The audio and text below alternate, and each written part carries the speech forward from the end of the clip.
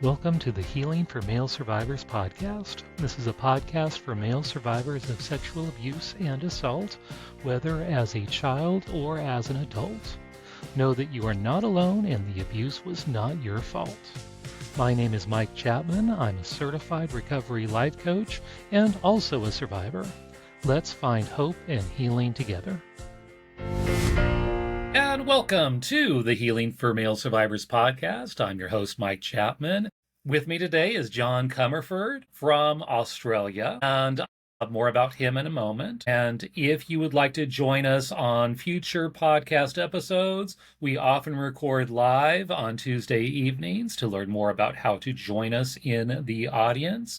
You can learn more about doing so at my website, polarlifeconsulting.com/live. And because of the time difference, we're actually meeting outside of my regularly scheduled podcast times. So we don't have an audience with us today, though looking forward to hearing more about John. Let me give you his intro. John Comerford is a leading advocate for men who have experienced childhood sexual abuse and are living with the long-term effects of trauma. A survivor himself, John endured sexual abuse within the Catholic education system and suffered in silence for over 40 years before a mental health crisis forced him to confront his past. Today he has emerged as a powerful voice in men's mental health, using his lived experience to support, empower, and inspire others. John's first novel, so he's also an author, Tarzan Loves Jane, which was nominated for Book of the Year, and he has co-authored the book Start Over, which was an international Amazon bestseller. So, welcome, John, and we're going to start the podcast like we do most episodes with 4 questions. Now it's time for 4 questions, that part of the podcast when we get to know our guest a bit better by asking a few questions. Let's go. So, John, what is your favorite food memory? My favorite food memory would be with my grandmother. Every Christmas, my grandmother would make a raspberry steamed pudding, and I have 4 other siblings. So we had my grandparents, my parents. I have 2 aunties that were nuns, 5 kids, all vying for a piece of this raspberry pudding every Christmas. And it was a massive hit with all of us. And there was always a penny, which is an old coin from Australia in it. And whoever got that over Christmas always got the spare piece. So that would be my favorite food memory as a kid. Wow, yes. Now, for those of us in the U.S., pudding is like little chocolate pudding, like from instant puddings and so forth. But a traditional British, and I know Australia has so much British culture influence, it's actually very baked. It's like a very dense cake type thing. Is that right? Absolutely. Yes, and that little surprise in it. I know lots of different traditions. I know king cake in New Orleans also has like a little hidden piece in there, and whoever gets that one little special thing in the cake wins. I think it's a baby. I think because it's celebrating when the 3 kings went to visit Jesus, I believe. So it's celebrating that. And then baby showers, a big thing here in the U.S. is also to hide a little baby figurine inside of a cake or a dessert or whatever, and who gets that gets a special gift. Wow. Yeah, that's big. So that's interesting that you had that, and very special. So Great memory. yeah. And what is your favorite Christmas or holiday memory in addition to that one? Yeah, I think the second part of that is as a family, we used to go to the same holiday house, which is a coastal town, probably an hour and a half, 2 hours from where we lived. We were basically 200 meters from the beach. So you're at the beach all day. You used to go and get blue swimmer crabs at night and cook that up. And it was just a great time for the whole family to sort of be together over those few weeks we spent there. So summer in Australia is all about the beach. So that was probably my favorite time. Right. And Christmas is summertime there. Correct. Yeah. And so a holiday house here, we would call it a vacation home or a vacation house that you shared, or they got Airbnbs now that everyone does. But yes, I live near the beach and I've grown up on the beach and loved the beach. So as does my wife. And we're actually half hour from a proper beach where we're at, though we're, because of all the barrier islands and so forth, about 15 minutes to a boat dock. So you can go right into the saltwater to get to a proper beach. Yeah, it's a little drive to get to a good island that has sandy beaches, other than all the barrier islands that we have around here. But yes, I love beach. I love here. I love holidays at the beach off season here because it's winter, but it's still mild and a lot less crowds, and the beach is a lot empty, and so it's wonderful for just walks on the beach and so forth. Absolutely love that. Yeah, I'm very lucky that I live about a block from a beach now. There you go. Yeah, and it's Yes. a beach that we sort of grew up with when we were kids. So same deal, Mike. It's winter now here, and love going down the beach with no people. Oh, yes. Yes, absolutely. What is your favorite church or house of worship memory? So I actually had an extremely bad experience inside a church. My sexual abuse was in a church. So, but prior to that, as I mentioned at the start, my two aunties were nuns, and the convent that they, well, the school and the convent that they lived in had a small chapel. And I liked going in there because I remember as a child thinking that not many children get to go into a nun's chapel, so there was a bit of excitement about being in a place where not many people meant to go. And it was an older chapel because it was obviously built when the school was built. So that would be my favorite. If I had to pick a chapel or a church, that would be it. I love old architecture and old church buildings. And yeah, I've had one of my abuses happened in church as a young man. So yeah, I completely understand that for sure. What is your favorite scripture or any inspirational quote that has helped you on your spiritual journey, and what about it speaks to you? Yep. I have one quote that I use a lot, and I actually used it as a chapter name in Tarzan Loves Jane, and that was Jesus wept. There's a few reasons why I like that. Firstly, it's the shortest verse in the Bible, as most people may or may not be aware. But that had a lot to do with my trauma. At the time, I was dragged in front of a crucifix and told to pray for forgiveness. And I remember looking at that crucifix and it looked like Jesus was crying. So that sort of really stuck with me and has stuck with me pretty much my whole life. So I don't know many, even though I grew up a pretty strict Catholic, but yeah, I'd say that's definitely the one that I use a lot and I think about a lot. Right. And I love that verse because the context was when Lazarus, his dear friend, had died, even though a few sentences later he resurrects Lazarus and he knows he's about to do that. But the fact that his friend died and these other friends, his sisters, Mary and Martha, are mourning Lazarus's death, that just shows his humanity. So he was crying for his own loss, for the shared grief with his other friends that this person died. And it just shows his humanity and his compassion, and that he was a man of great feelings. Even though he was a son of God, he still was able to show such compassion and emotion through all that. So yeah, I do love that verse, and seeing it in context that, yeah, why he was crying. And that I know for any of us who have suffered any kind of trauma, any kind of hurt, he cries with us, he mourns with us. Absolutely. And just like you felt that sense that he was crying, and yes, he was crying for you in those moments when you were experiencing those traumas. I truly believe that. Absolutely. So, and that's actually a good segue. Would like to hear more about your story of abuse, however much you would like to share. And then also your healing journey, what things you've tried to help you heal, and also anything you've tried to help you heal, but found not effective at all or only a little effective. Because, yeah, there's lots of different methods out there, a lot of different ways people find to recover, and some are very successful, some are sort of successful, and some aren't successful at all. So would love to hear more about that. And then where you are today, you're an author, would love to know more about the books you're writing, and that your advocacy work for other survivors. Would love to hear more about that as well. So I'll start off. So I lived pretty normal childhood. My father served in the military. He came back from Japan. My parents bought a house in the western suburbs of Sydney, baby boomers.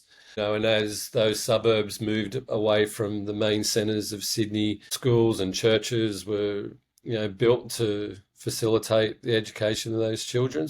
From the ages of 0 to 11, had a very normal childhood. As I mentioned, my grandparents lived close to a beach, and basically they lived 5 minutes from where I live now. Grew up on the beach here, went on holidays to the beach, had 3 older brothers, really safe childhood, parents that loved me, and younger sister. So, great family life.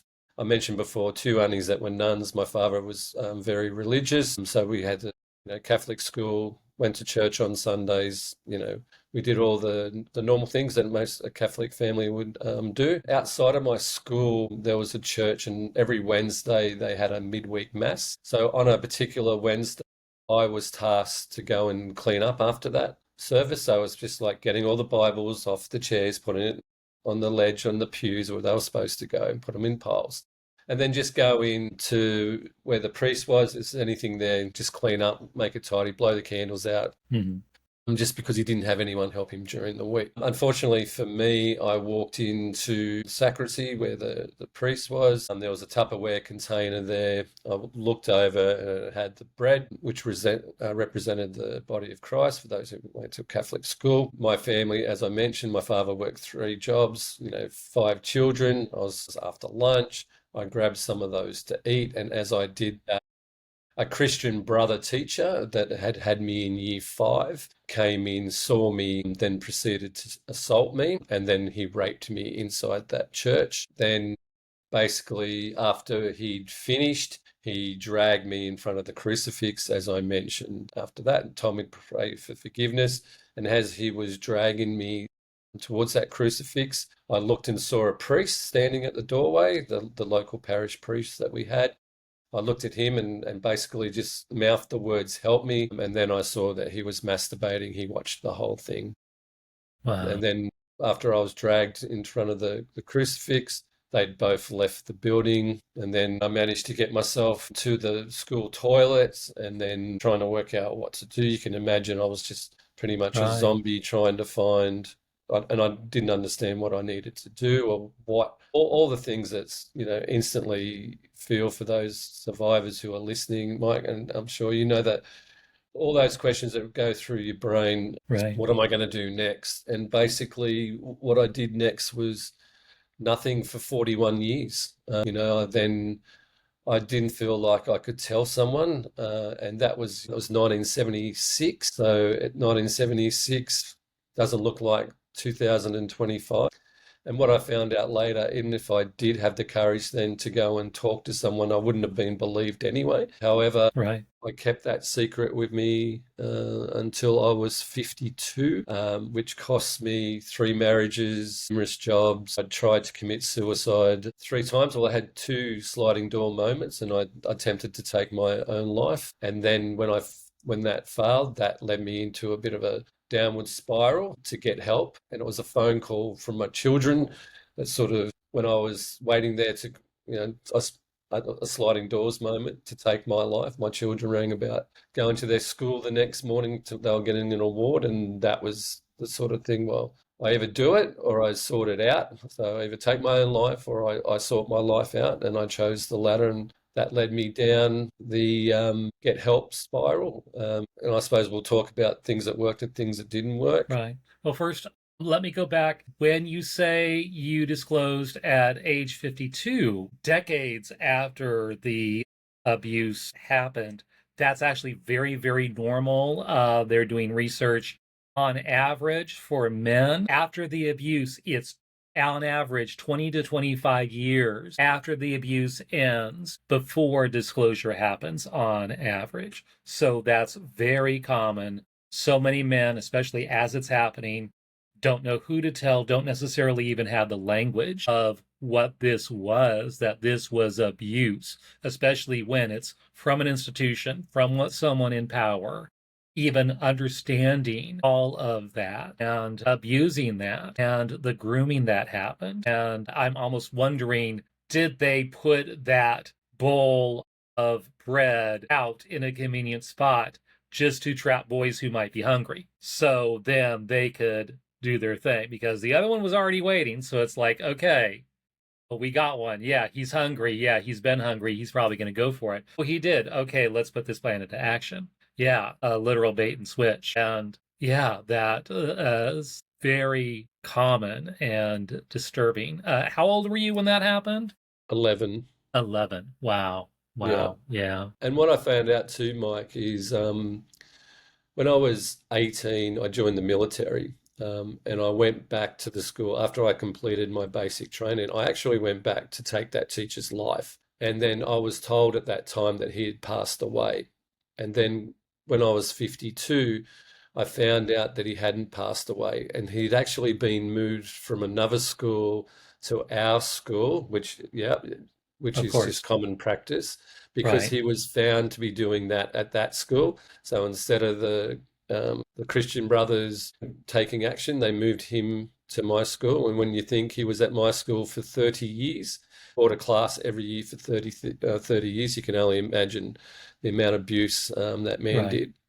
Right. And when I did come out in 2017, I thought it was a great idea to do a newspaper article about it. And then over 100 boys from that school contacted me once that article came out. Uh, Wow. yeah, and the problem that I had is I'm sure you understand, even though I'd come to terms and I'd spoken about what happened to me, I hadn't really dealt with what that was going on with me. And then all of a sudden, I had another 100 boys, and I like to call, like, I like to talk to people about past tense because we were boys. Right. It was a boys' school. We're all boys, we're aged between 10 to 15 at that school. And I wasn't ready to deal with that because I hadn't dealt with my own grief, loss, trauma. So I started having other people's trauma, and that wasn't helping. And instead of trying to get better, I was actually felt myself getting worse at that time because I'd only just started talking to people about it. On the way to do that newspaper article, I was working a mining job, so I was flying over to Sydney from Western Australia, the other side of the country. And I rang my dad before I got on the plane and said, "Look, Dad, there's a couple of things I need to talk to you about. First one is I was raped at age 11 at school. The second thing I need to tell you is I'm about to get on the plane, fly to Sydney, and do a newspaper article about it. That's going to be in all the Sunday papers across Australia." So you can imagine, like, my dad's just like, "What's going on?" But I felt like at the time that's what I needed to do. Right. And What I was don't. his response, especially not knowing for all this time? Yeah, he was great. My dad was great. Unfortunately, my mum had passed away. She died of cancer about 6 years before that.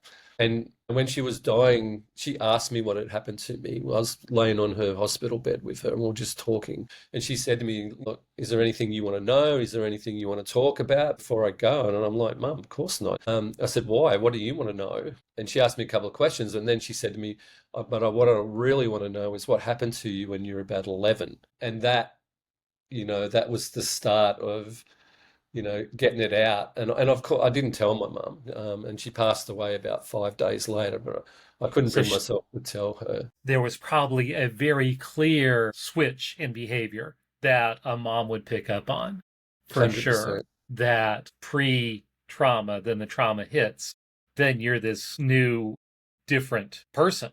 Your personality is now responding to the trauma you just experienced. Whereas before you didn't have that. So you were quote unquote normal Yeah. until whatever that is, until that hits. And I'm sure she noticed. Did your father notice the same thing? No. And yeah, Yeah. My dad worked 3 jobs, so right. So yeah, we he probably would have had less of a chance to notice what your normal was because he was busy working so much.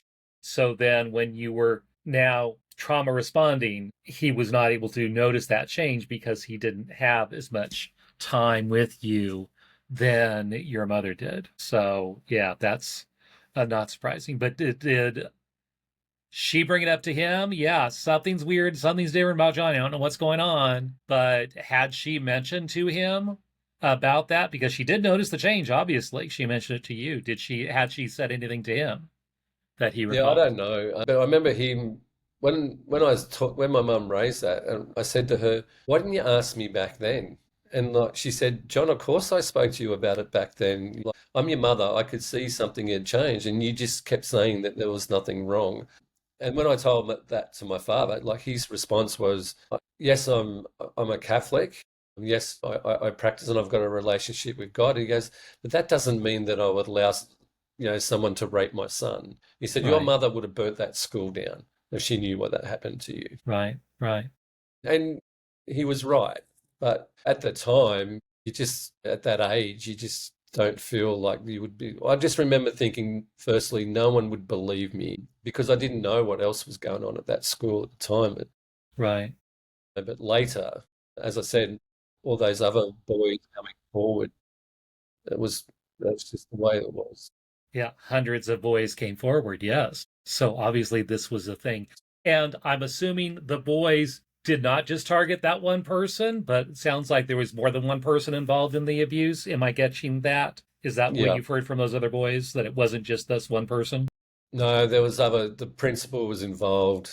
Obviously, the parish priest was involved as well. Yeah, there was a few of them there. To have that many boys come through, yeah, that one teacher had the same MO though. He used to put sheets across the windows of the school, had a sheet around from his desk. He used to call you up because I had him as a teacher in year five, and he used to call you up, sit you on his lap, and then he would molest you. And then the first time he did it for me, like I've sort of stood up. And so you knew the ones that wouldn't let him molest you because as we walked into his class every day, he gave all of us 6 straps. So basically, he knew that he used to walk through the desk, and if you one of the kids that would not let him fondle you, or you had to go to his desk, or you refused to go to his desk, 6 straps all the way around the class. And now, as I Wow. got older, I used to wonder about those poor other kids who used to go up there, right? But it was horrible. It was a horrible way Okay, to start year five. back up. That was not part of what you said before. So, in addition to this one event where he did rape you, he had also, as a regular course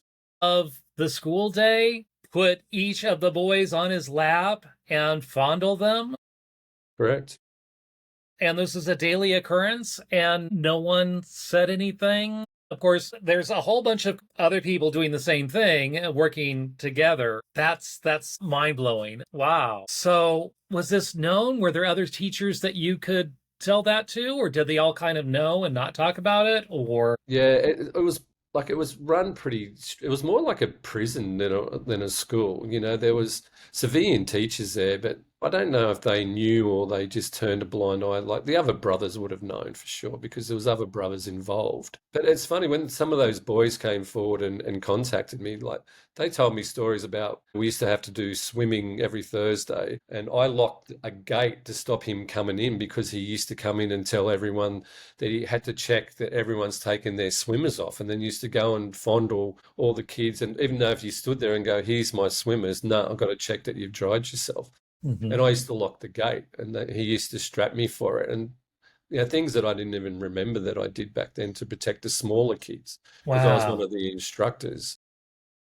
So So yeah, it clearly was he was grooming every single boy from day one. correct. That normalizing the sexualization, normalizing the physical contact, and realizing you comply. So, huge power move. You comply, or you will be physically punished. Correct. So, it's either go with it or you'll get hurt. You'll hurt either way. But oh my goodness, that's just mind blowing that, yes. So, the boys were groomed from day one. Correct. You sit on his lap or you get 6 straps every day. Wow. And with straps, so it's a leather strap. Yeah, leather strap about that long. Show your hands on camera. Yeah, and it had a small metal plate in the center of it. We Ooh, tried to hide for it one day, but then he found and gave the whole class strap. wow, wow. And amongst yourselves at the time, did you ever discuss this behavior? Or And what we did is, I've got a very close friend who I'm still close with today. We've been friends since that school. And he was actually the one who was supposed to go to the church that day, but he was off sick. And we used to make sure before we went into that classroom that your socks were pulled up, your shirt was tucked in, everything was right. Because if you walked in there, like he loved tucking shirts in, as you can imagine. So we used to set ourselves up. Him and I were the ones, like we were probably the first or second desk from memory. And we got the strap pretty much straight away. So we'd warm our hands up because we made it.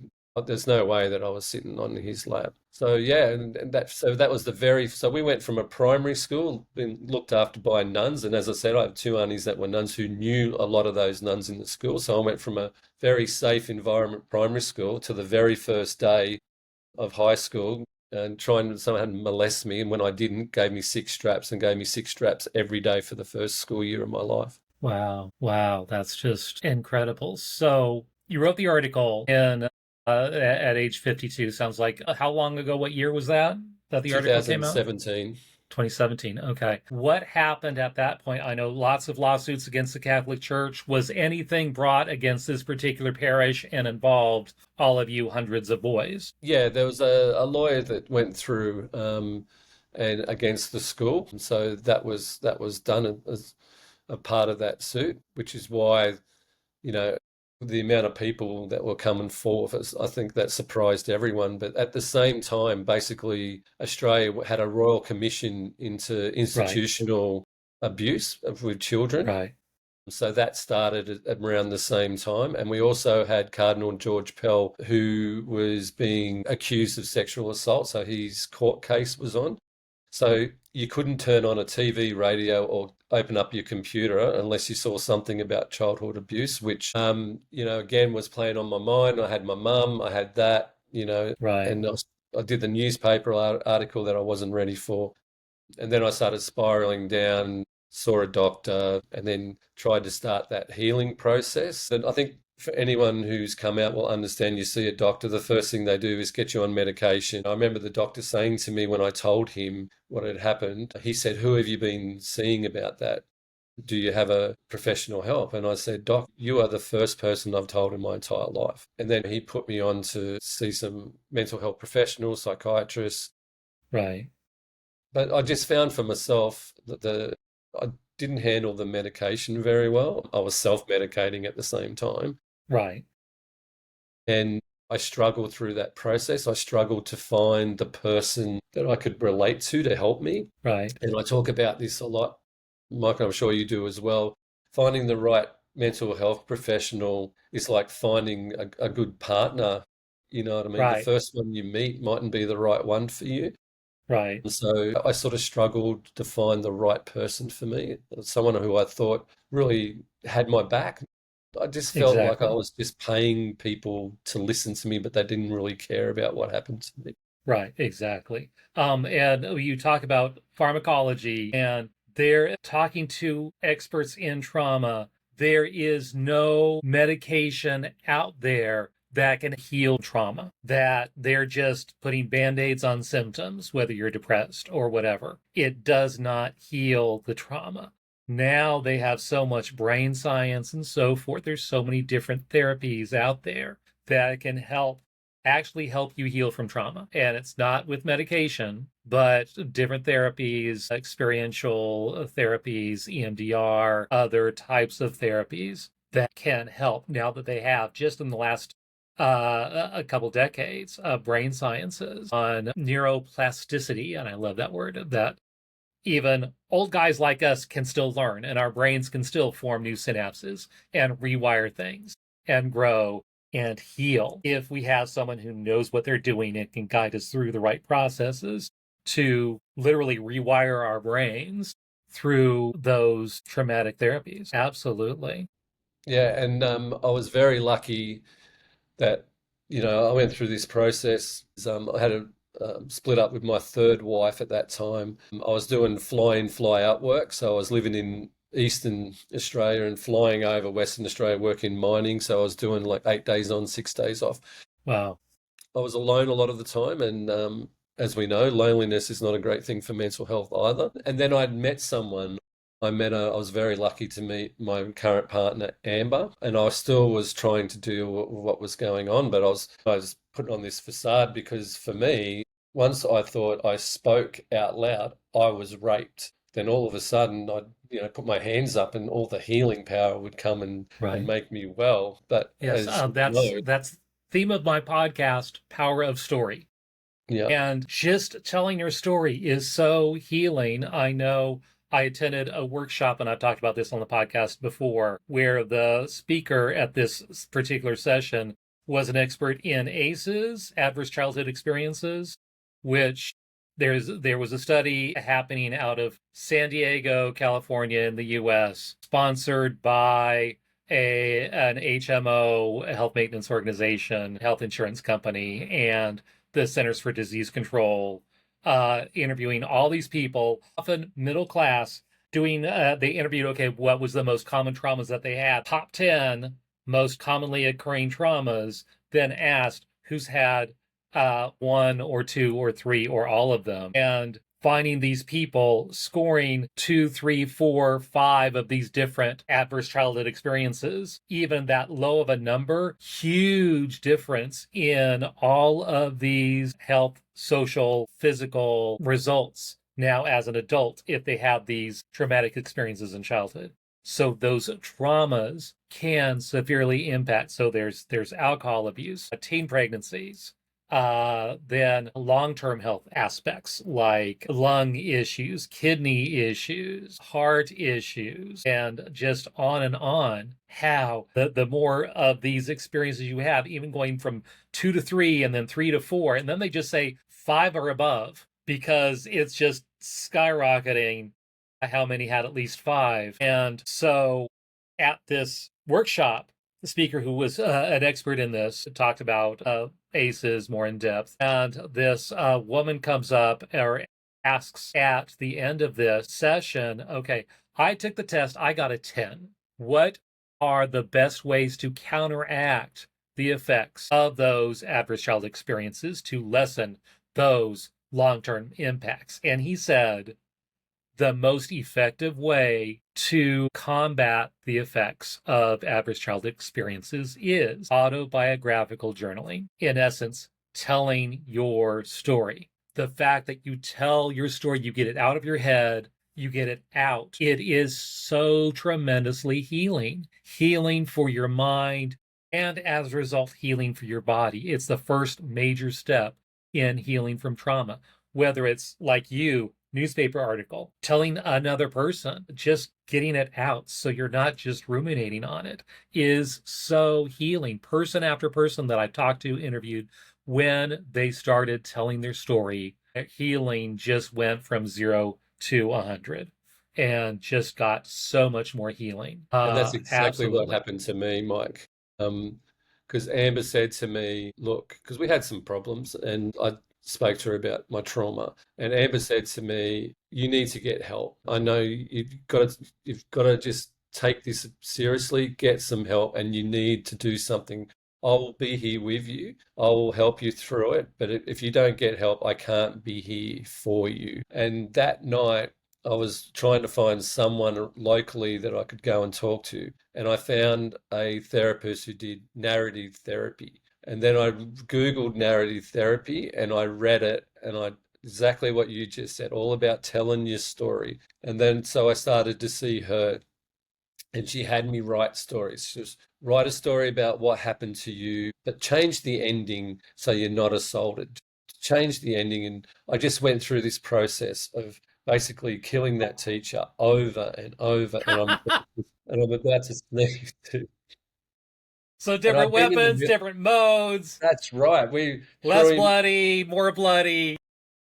and I'm like and I'd spent 20 years in the military, so I had Oh hundreds of yeah, them. you've got a whole bunch of ideas of how That's to right. properly kill someone. Yes, That's because you right. were trained for that. So yes, Absolutely. And then one yes. day I went in and saw her, and what I wrote was that he actually died of a heart attack the Christmas before I started year 5. So I never got him as a teacher. And that's what she said, do you understand what you've done with this? And I said, yes, like I've taken myself out of the trigger. So he's not there. So he died. So my life is different. And then she said to me, she said, John, I do this for a living. I actually I'm enjoying the stories that you write. You've got a good style. Have you thought about doing a writing course? And of course I hadn't. So I went and did a writing course. And then I said to Amber, my partner, I said, I think I'm going to write a book about what happened to me, but I'm going to make it a dark romantic comedy. and I'm going to write the book for you. And that's what I did. And Tarzan Loves Jane, and the subheading of that is Everyone Deserves Love. And I wrote that story, and I wrote that story for Amber to say, thank you for standing by me, but just being here and supporting me to get help, pushing me to get help. And that moment, finding narrative therapy, everything that you just said before changed my life because I had to write that chapter about being raped in a church. Right. And I wrote it, had to rewrite it. And I remember showing it to a mentor, a lady who was helping me writing, and she said to me, John, you're gonna have to go to places that you don't want to go in that chapter. You've got to go back and you've got to write it, and you've got to write it blow for blow, because not only do you need to take yourself there, but you will need to take the reader there. And so Right. I remember going back as soon as I left her, went straight home, and I started rewriting that chapter.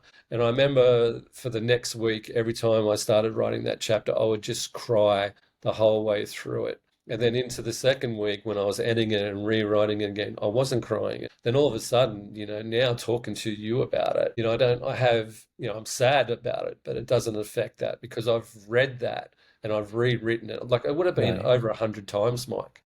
Right. So now I can talk about it. And that therapy, that, intense, because Tarzan Loves Jane took me 2.5 years to write. So 2.5 years of writing every single day because I've got a full-time job at Right. work. Right.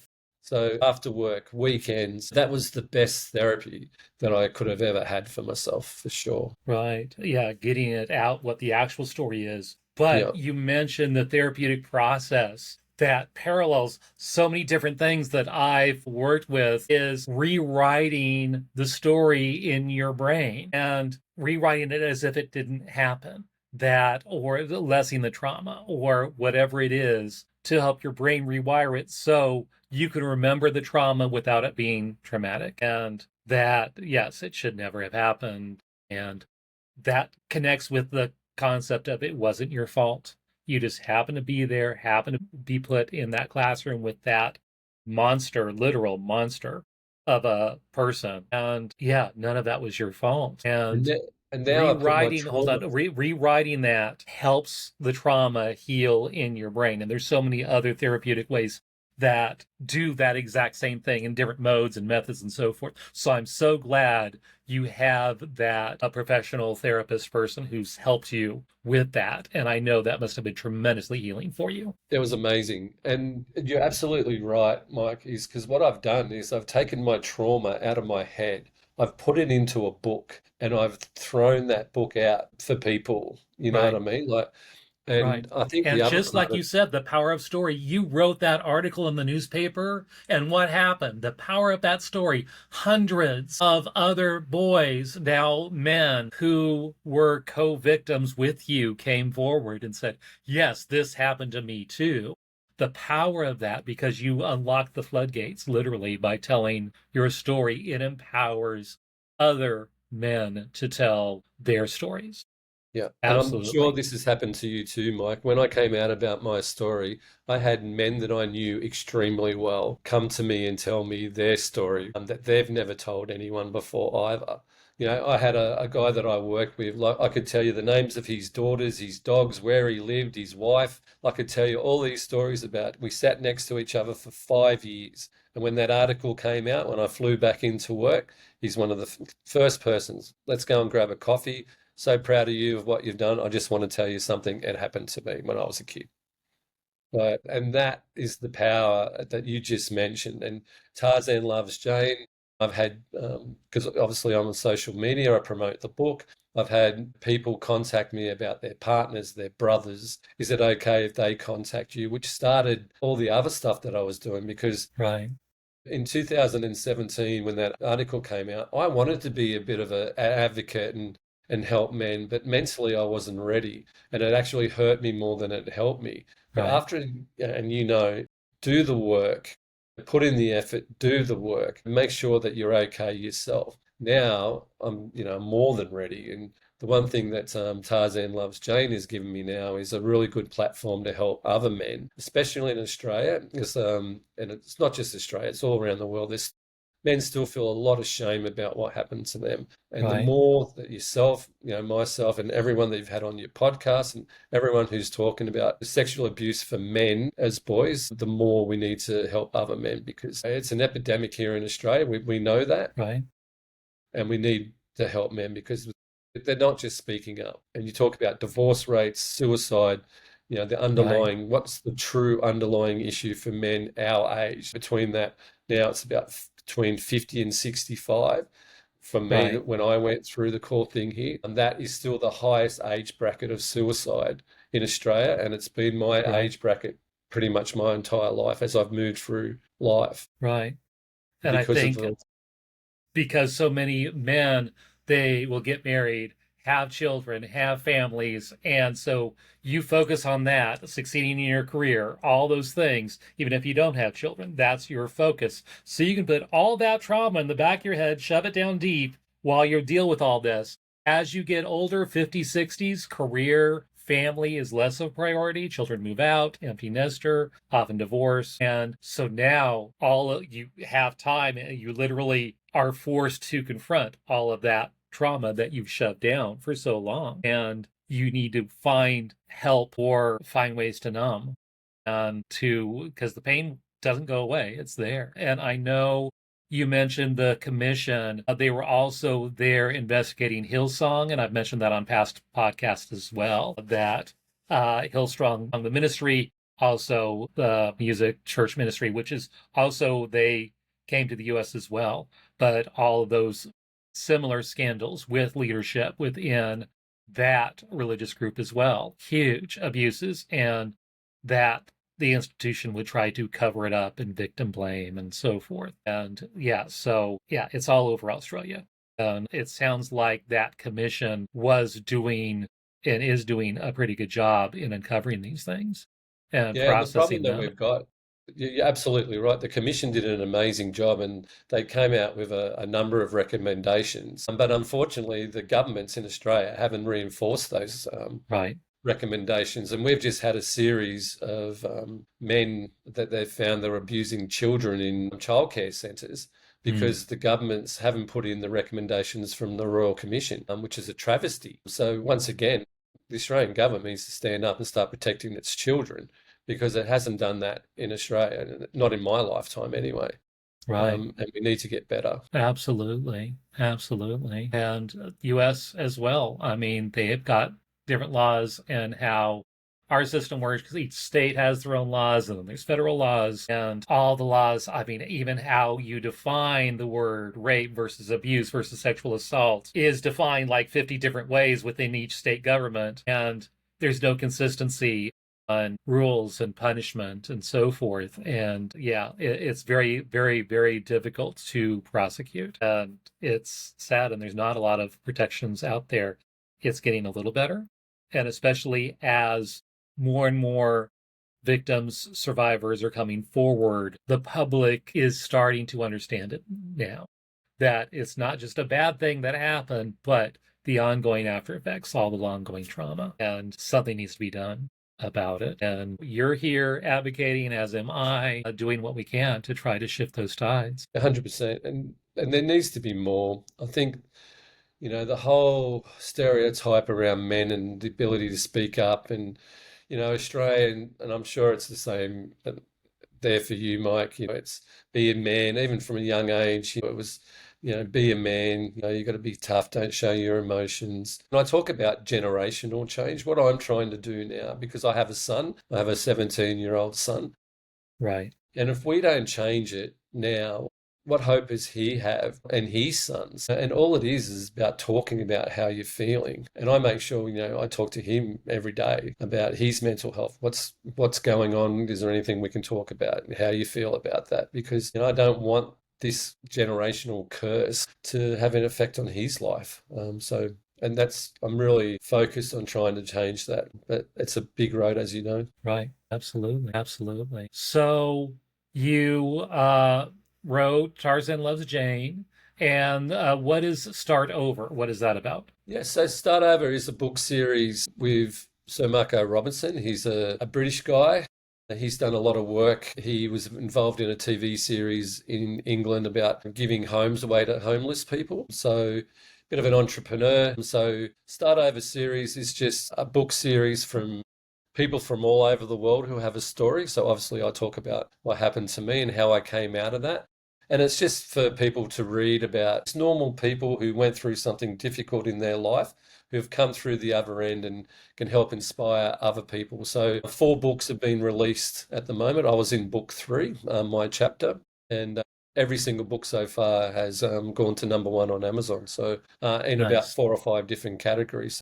Great stories. And the bonus for me being involved in that series is I actually had the opportunity to sit in all the reading sessions. So as you wrote your chapter, there was reading sessions everyone dialed into, and you could read your chapter to the group.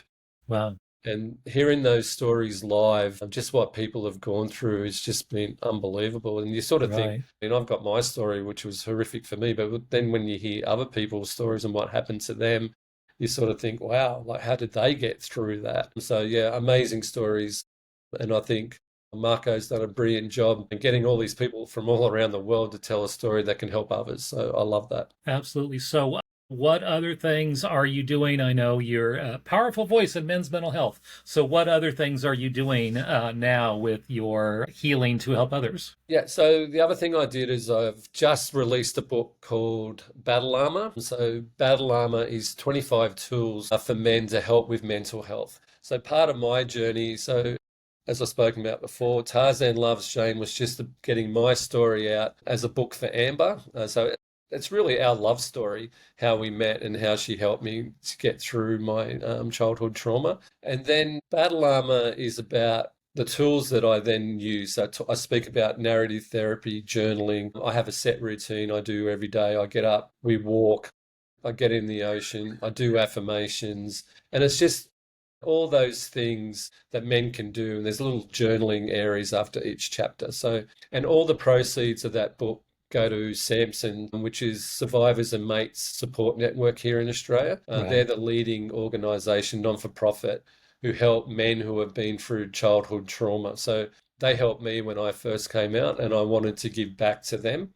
So, and Battle Armor, sort of the idea of Battle Armor came from Amber and I went to one of their open days. And it's the first time I've been in a group environment for men who have suffered childhood sexual abuse. And it really moved me and had a profound effect on me because 3 years of therapy of writing Tarzan Loves Jane, I was in I wouldn't say the best, but I was in a pretty good mental state because I'd done all that work. I was doing all the exercise and doing everything else. And then I met this group of people who were still struggling more than I was. And I remember getting in the car saying to Amber, maybe I should do a book about all that stuff I've been doing to help other people. And she's like, that's a great idea. So that's how Battle Armor was born. And yeah, that was released at the start of the month. So that's just available now. And as I said, all proceeds go to Samson.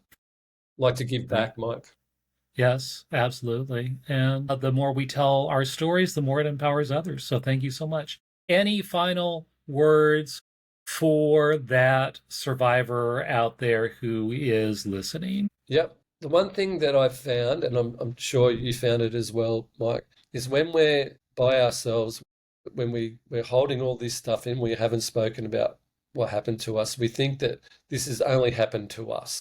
All these things in our life that we went through, and usually self-medication, alcohol, drugs, we don't do relationships well, we struggle with sleep, all these things. When you speak up and you speak to other people, the first thing you realize is everyone goes through the same thing. So what I've suffered and the aftermath of that, my symptoms and everything, it's pretty much the same for most people. And when you talk about it in a group, and I remember Amber, like there was 2 or 3 of us standing around, Amber was there, and when someone would say something about what they were going through, Amber would turn to them and go, John goes through exactly the same thing. And then the other guy who was there said, yes, so do I.